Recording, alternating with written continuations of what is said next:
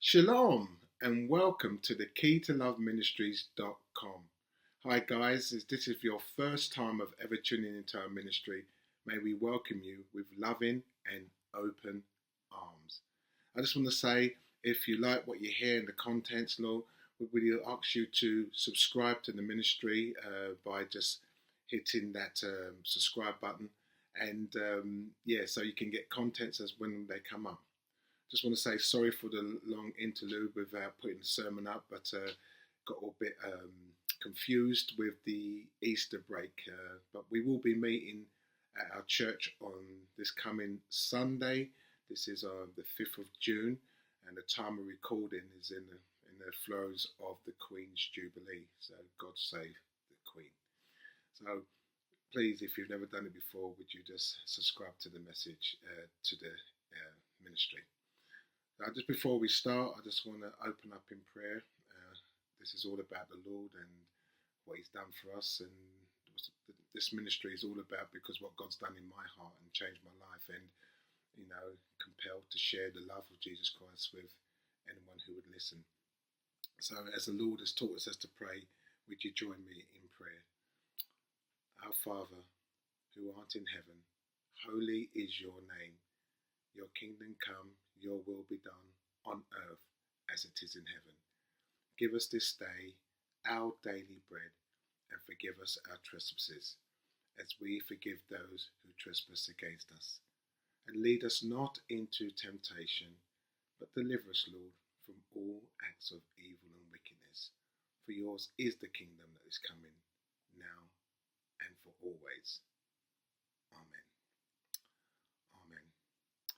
Well, the message today is a start warning to what's happening in our world and the coming of our Lord Jesus Christ. As I've said this many, many times before, the message does not change. Jesus' message did not change. He always spoke the same message about the kingdom of God. For this reason, Christ came to save sinners. And I'm not one to put down other religions, but no religion talks about the sin nature of the humankind, and this is why Christ came for us.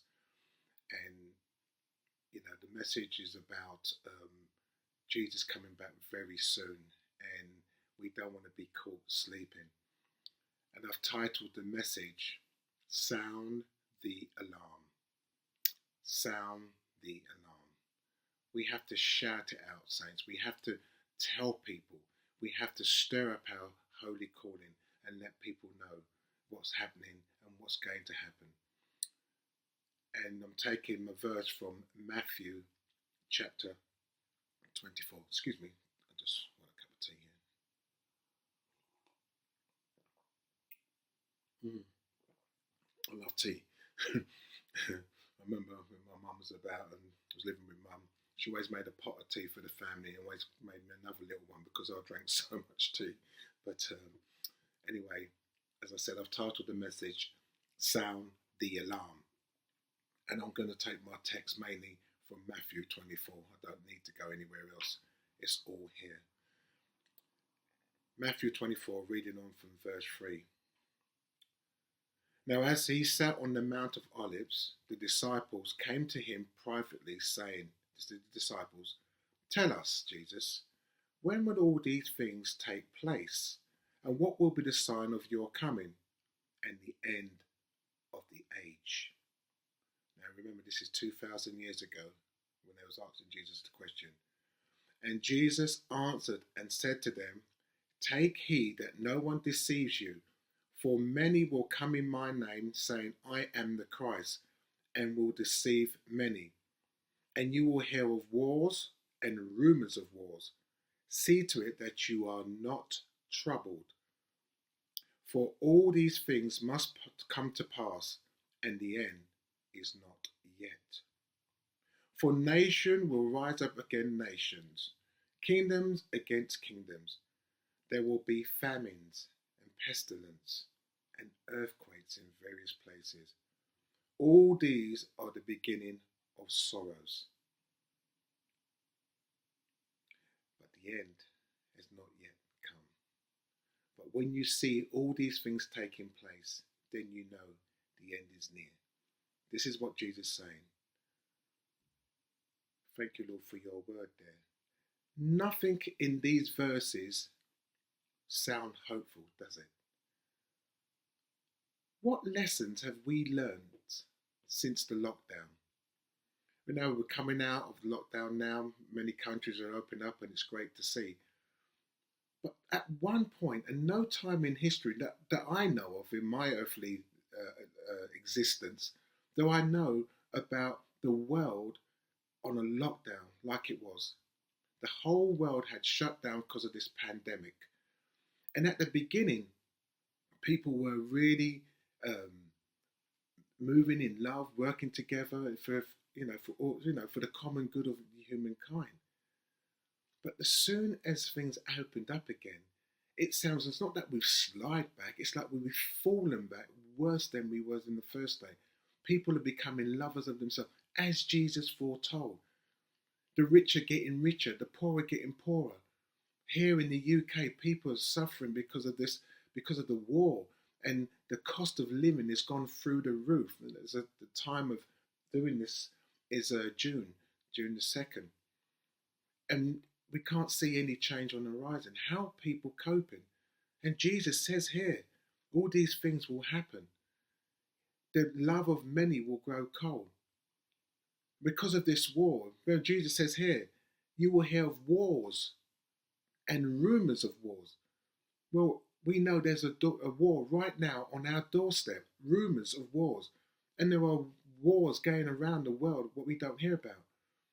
What did we learn, guys, as a human race, that when all this pandemic was happening, that people shut down and came together, and now it's just like we forgot. It's like nothing really happened.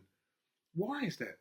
Because the man has not got the ability to walk in love as he should do. Sin is abounding more and more. This is not me, this is the scripture.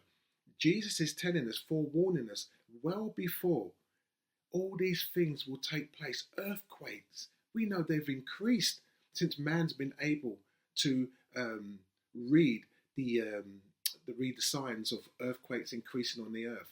You know, all various diseases. I mean, this is probably one of the most powerful scriptures, and we as Christians and the world need to take heed.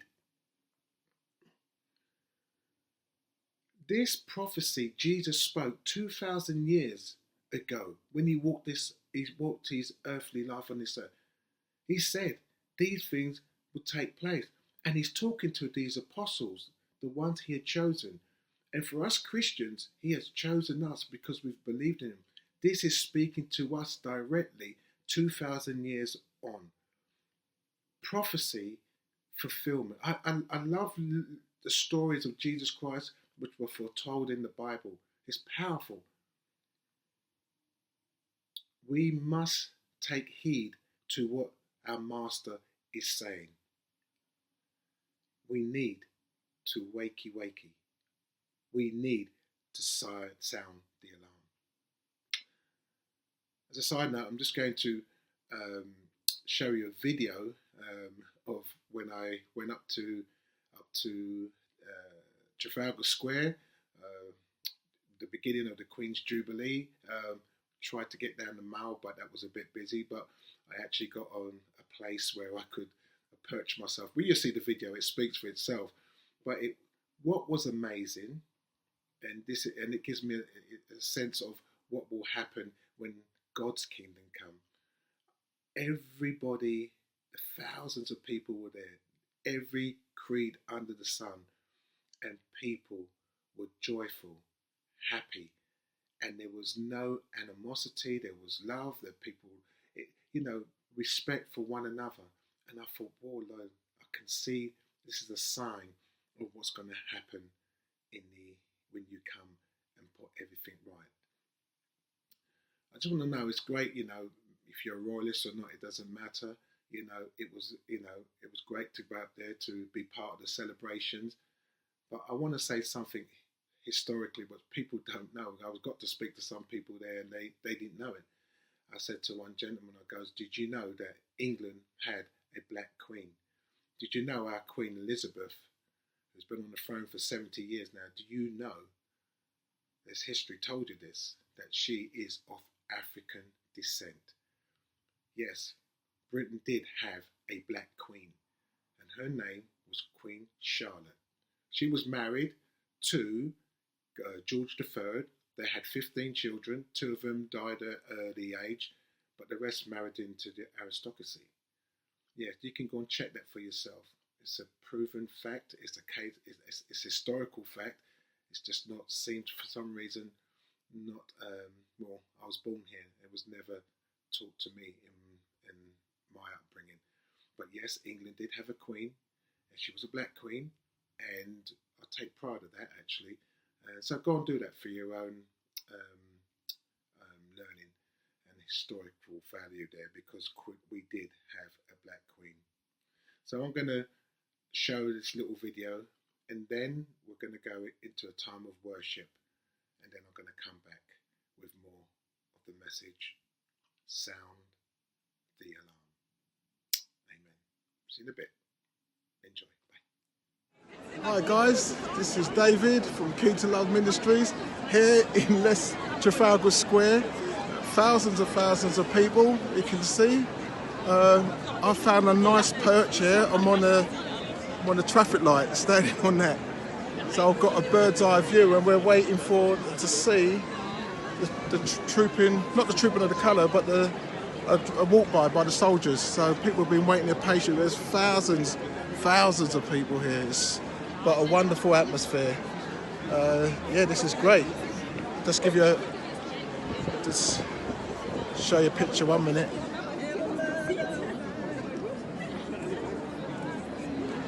All good. You can see behind me, loads of people. Look, Trafalgar Square.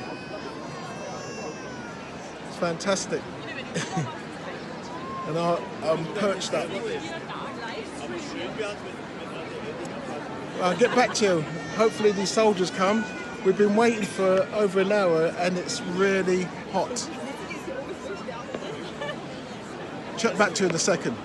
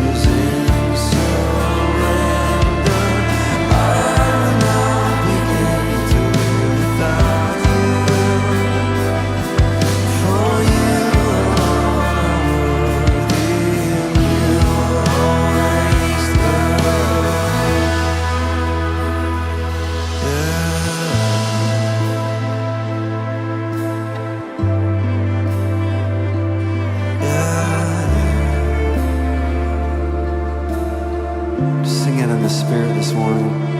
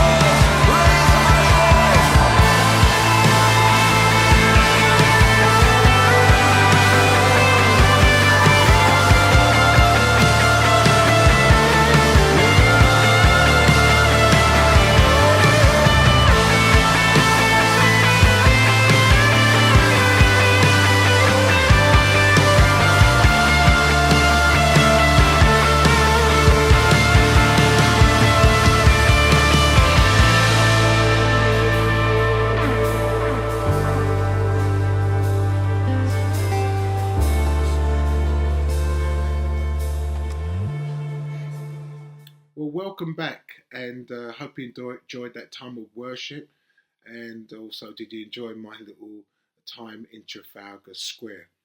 Now that was really fantastic, coming together with all those people, and it showed me what it's going to be one day when God brings everything to a new as it was before the great fall in the garden. Everything will be new. There will be no more sickness, no more pain, no more death. There'll be Everyone will respect and love one another in God's kingdom. And just to see how people came together on that day, at the start of the Queen's Jubilee, that there was unity, there was people respecting one another. It was wonderful. And I just look forward to that day when Jesus comes and calls us home to be with him. It's going to be glorious. And I pray that this message, if you do not know Jesus Christ, know that he is a real person. He is God. He's not some figment of one's imagination. He is an historical figure who lived 2,000 years ago, and he brought the teaching of his Father to this kingdom so we could know and accept him. The reason I say this about Jesus is because it's I want you to ponder this for a moment. Why do we take our timeline from Jesus, this carpenter? Why not from some other great historical figure who lived? Why is our timeline taken from Jesus Christ? Let me give you what I'm trying to say. Let's say you were born in 1980. Your birthday depicts Jesus Christ, the birth when Jesus came. What do I mean? He was born in 1980. Therefore, 1,980 years ago, Jesus walked this earth. If he was born in 2001, your birthday was 2001, then you were born 2,000 years and one when Christ walked this earth. Ponder that for a moment. Taken from that, the year of our Lord. They used to say that back in the day. They don't say it so much now. In the year of our Lord. So right now, this is the year of our Lord, 2022. 2022 years plus years ago, Jesus Christ walked this earth. And I've laid that foundation to say to you, Jesus is not a man that he should lie. He claimed to be God. The prophecy spoke about him, he fulfilled. Amen. So let us go back to our scriptures. Matthew chapter 24, verses 37. Now Jesus is bringing this teaching. It's established that Jesus lived 2,000 years ago, was crucified, rose on the third day, and ascended to his Father in heaven, and sits at the right hand of eternal God, interceding for me and you. That's one to establish that. Matthew chapter 24, verses 37. But as in the days of Noah's were, so shall also the coming of the Son of Man be. For as in the days that were before the flood, they were eating and drinking, marrying and giving in to marriage, until the day that Noah entered into the ark. And no one knew until the flood came and took them all away. So shall also be the coming of the Son of Man. Amen. We need to acknowledge right here who the Son of Man is and who's speaking here. This is Jesus telling us of a story, not a figment, not a made-up hearsay, a story, what historically happened. Remember, Jesus is God in human form. He's not a man he should lie. He's telling us of a story, what happened in our world thousands of years ago. As in the days of Noah, people were marrying, eating, being merry, getting into all sorts of things until the flood came. Let's go to Genesis and look at this story a bit more in depth so to get a picture of what I'm trying to say here. In Genesis chapter 5, verses 5 on. The Lord saw how great the wickedness of the human race had become on the earth, and every inclination of his thoughts of the human heart was only evil all the time. The Lord regretted that he had made human beings on the earth, and his heart was deeply troubled. So the Lord said, I will wipe from the face of the earth the human race.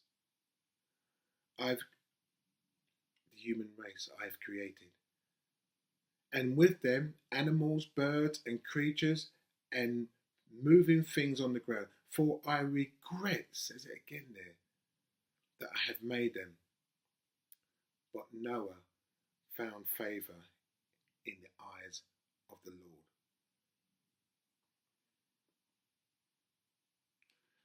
I just want to go back to verse 6 there. It says that the Lord regretted that he had created us, that he had created man, because their evil was continuous. And yet only one person who was found righteous before God. Let's think it's right. Noah was born of a sinful nature, like we all have, but he was righteous before God. He was living a holy and righteous life before God. We do not hear it about his sons and his daughter-in-laws, but we hear it, or even his wife. But we hear that the Lord says, but God found favour with Noah. Now, when it says that God regretted creating us, it's just a time when the Lord was grieved. I don't believe God ever regretted creating us, because it says in the book of Genesis, chapter 3, when Adam and Eve sinned, it talks about what God was going to do himself to rectify the world, reconcile the world to himself. What I mean, when Adam did what he did, he cursed the devil and said, you will bruise his heel. This is a prophecy thousands of years before Jesus Christ was physically born. It's talking about what would happen to the Messiah. He said that you will bruise his heels, Satan.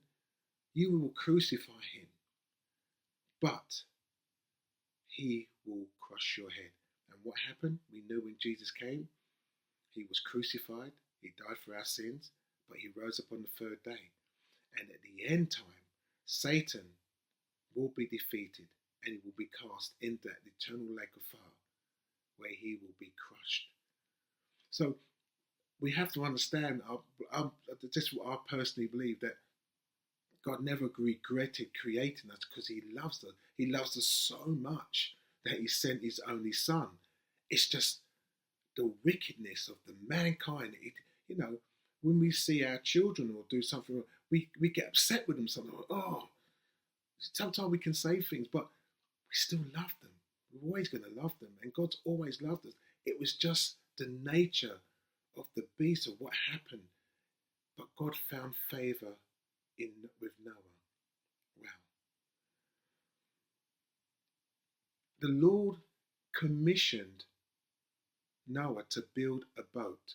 Now we've got to establish again, Jesus is telling us this story.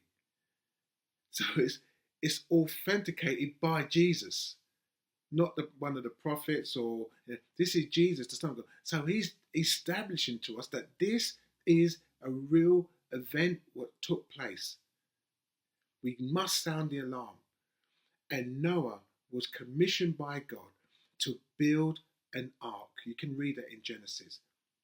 Now, in the olden days, they lived for 900 years, whatever it was, And there was a point where God said, because man and his evilness was getting continued, God said, I will not let my spirit, stay with with mortal man all the time, because it's the spirit of God that lives. God gives us spirit life, yeah.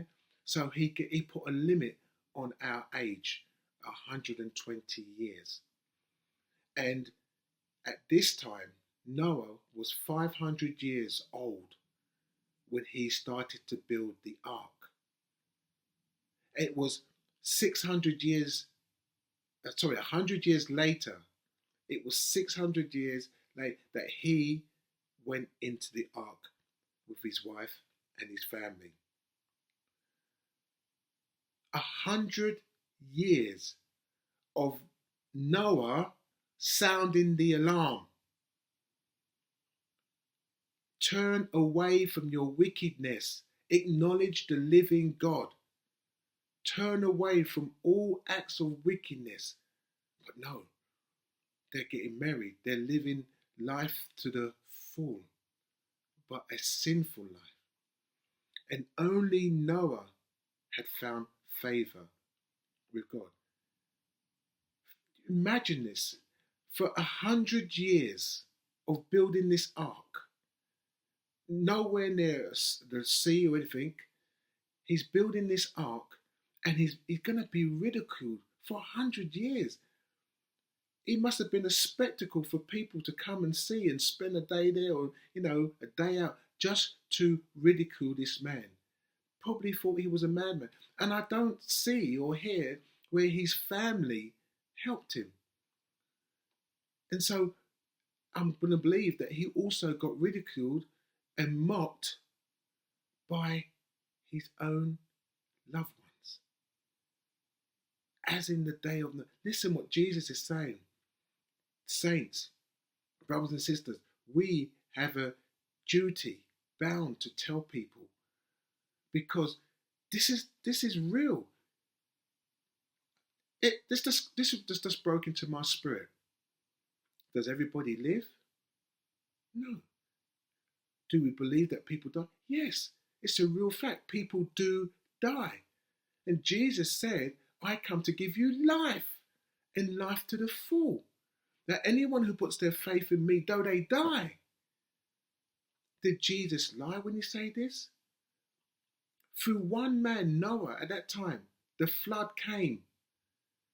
And this is what really hit me. And Noah and his family went into the ark, and God closed them in. God closed them in. So can you just imagine this flood, this rain not stopping, raining, day after day after day after day, for 40 days and 40 days, until the whole earth was covered. But can you imagine at the time when Noah was telling them what was going to happen, the flood's going to come? They knew, but they chose to live the life they're living. And what happened? God closed them in. So I got this picture in my mind that even though people might have tried to get up to the ark, there was no way they was getting in. And there's no way, if you live your life outside of Christ Jesus, the price was paid, blood was spilled. Jesus came to set it right. And there's no way can you get to heaven on your own good coattails. No, it's not going to happen. You have to come the way of the cross. You have to believe that you are a sinner. You have to believe that Jesus died for your sin. I don't care if you're 20 or 100 years old. If you do not hear what I'm saying, sound an alarm, you will not see the kingdom of heaven. Just in the days of Noah, they were eating, marrying, getting on with their life. No calls, no reverence or knowledge of God. And in the days of Noah, but the days we're living in now, guys, is worse than in the days of Noah. Jesus said, you will find more ways, we will find more ways, the human race as it's today will find more ways to do wickedness. We have been pre-warned. The Noah story, when Jesus spoke to, the apostles came to Jesus privately. But obviously when Jesus was saying these things, it must have concerned them deeply, because it's a hard teaching. What do you mean, Lord? When would all these things take place? And he had to bring them to the story as in the days of Noah. And Jesus is telling us what's going to happen in the future. And am I wrong what I'm saying here? No, scripture is right. Man's thinking more ways to do evil, is getting more wicked, is getting richer, the poor getting poorer, people are suffering more in this modern day we're living in, this modern era. Take heart. Don't be deceived. Christ Jesus is coming back, and he's coming back for those who believe in him. Listen, the Bible teaches this, the road that leads to death and destruction. I just got this picture of Vegas. This light, and it looks all nice and all gambling, all sorts of Stuff goes on there. This is the wide and long road that leads to destruction. This is not of God. But the road that leads to life is very small and narrow, and it doesn't look significant to anybody. Doesn't want to lure them. But that's the road. That's the path you need to get on. And I know this, and I've said this before. God calls everyone. Everyone is called. Brothers and sisters, we must sound the alarm. I run a ministry, and as I said before, I don't do it every week now because I try to split my time in trying to going out and witnessing to people on the street. And we've seen tremendous things happen when we take it to the people on the street. So I just want to encourage my brothers and sisters, we're not going to find it easy. It's not going to be easy. As Jesus told us, if we go back to Matthew chapter 24, verses 9, listen to what Jesus says, which can befall us, and we've got to be prepared for that. But take heart. Then they will deliver you up to tribulation and even kill you. You will be hated by all nations for my name's sake. And then many will be offended. They will betray one another and will hate one another. Then many false prophets will rise up and deceive many, because lawlessness will abound, and the love of many will grow cold. But he who endures to the end, he or she who endures to the end, shall be saved. And this gospel of the kingdom will be preached in all the world as a witness to all nations. All the world. Go, preach this good news to all the world, and then the end will come. Yes, we will be persecuted. Jesus is not saying it's going to be easy. But the day you became a believer in Christ Jesus, you knew your life was changed. You knew that love had come into your heart.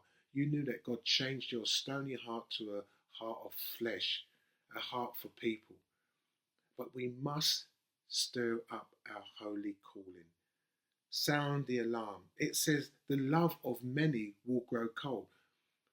Yes, that's the world, but that's also talking about Christian brothers and sisters who fall by the wayside. It also talks about false prophets, false teachers, religious people rising up, taking the truth of God but twisting it so subtly that people are being deceived, and therefore they're not going to heaven. They're going to the road paved with darkness and going to that place called hell, which, by the way, was not created for humans, for us. It was created for the devil and his angels, not for us. So we must sound the alarm. We must preach the good news. Look what happened to our Lord and Saviour. God took what was wicked in man to bring salvation.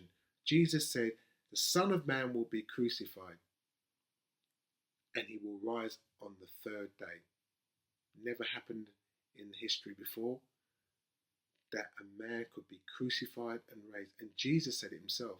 He said, kill this body, and I will raise it up.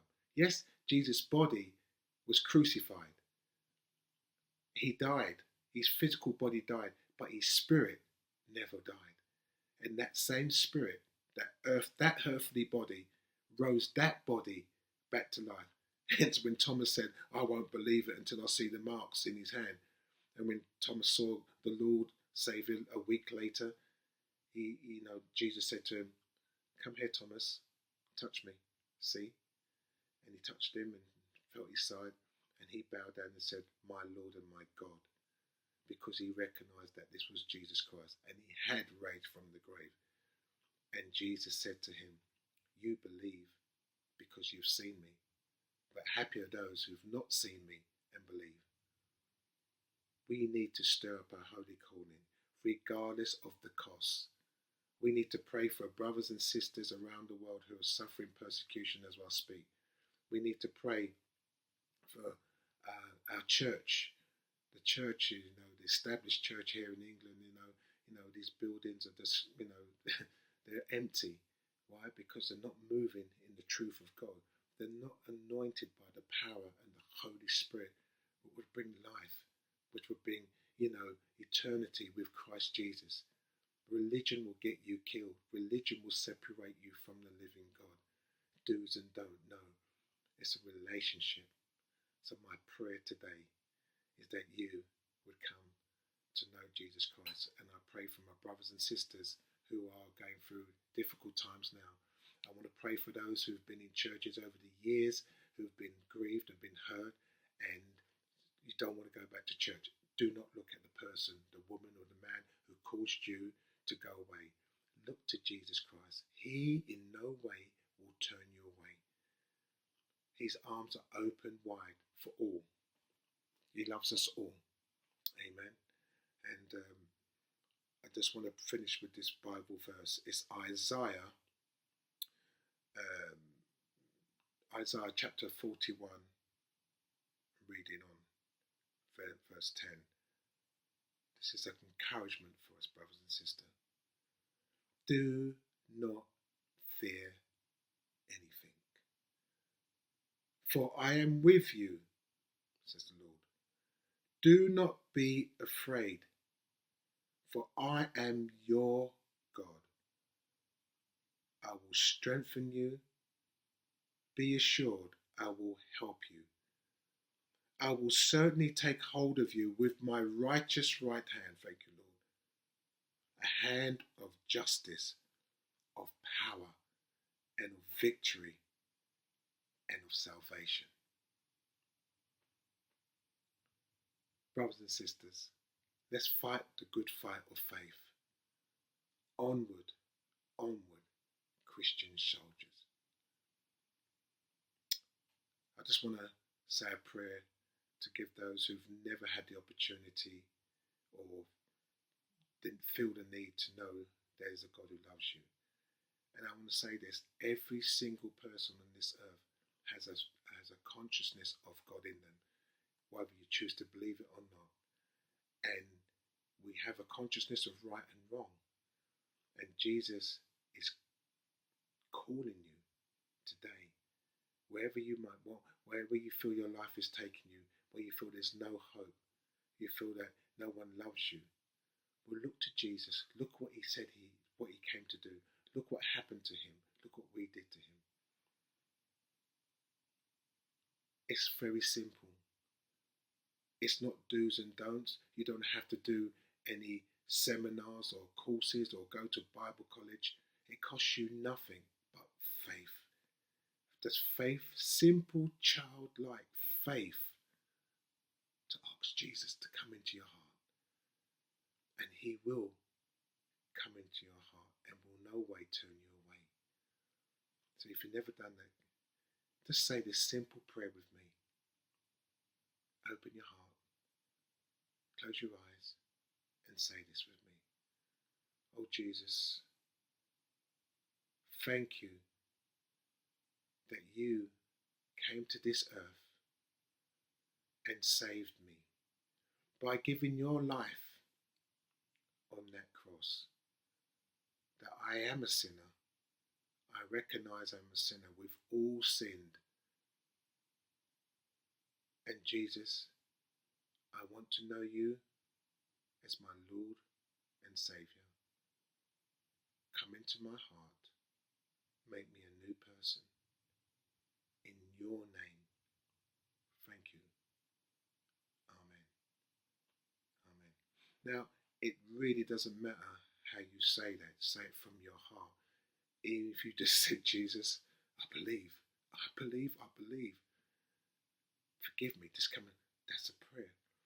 God will hear your prayers. It's addressed to him, Jesus Christ, Saviour of the world. And if you've done that, please can I encourage you to find a Bible-believing church. This is very important. You pick up the scriptures, and you read the Gospels. First of all, just read the Gospels, but find a Bible-believing church that teaches these fundamental truths about the Yeshua, Jesus Christ. And may God bless you. May God keep you. May God cause his face to shine upon you in all that you do. Thank you for listening. My name's David from the Key to Love Ministries. In Jesus' name. Thank you, Lord. Amen. Amen. God bless you. Oh Lord, my God, when I in awesome wonder consider all the worlds thy hand hath made, I see the stars, I hear the rolling thunder, thy power throughout the universe displayed. Then sings my soul, my Savior God, to thee. How great thou art, how great thou art. Then sings my soul, my Savior God, to thee. How great thou art, how great thou art. And when I think, come on, that God, his Son, our Spirit, come on, I scarce can take it in, that on that cross, that on that cross, would you lift your voice, come on.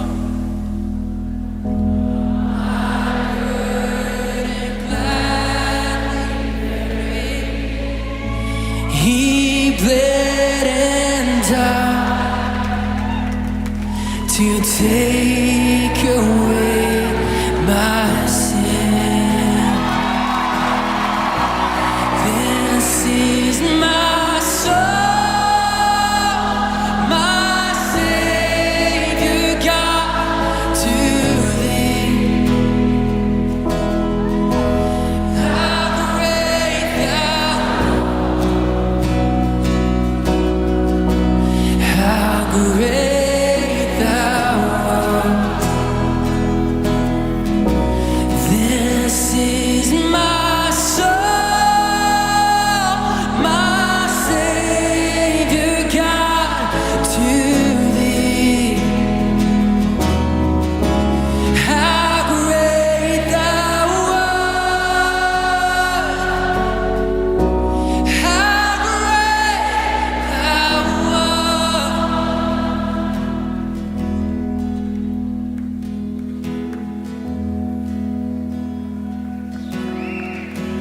Then Christ shall come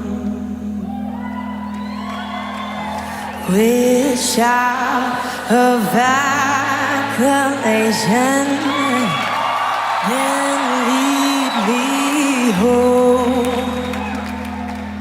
What joy shall fill my heart? Then I shall bow, I shall bow in humble adoration, and then proclaim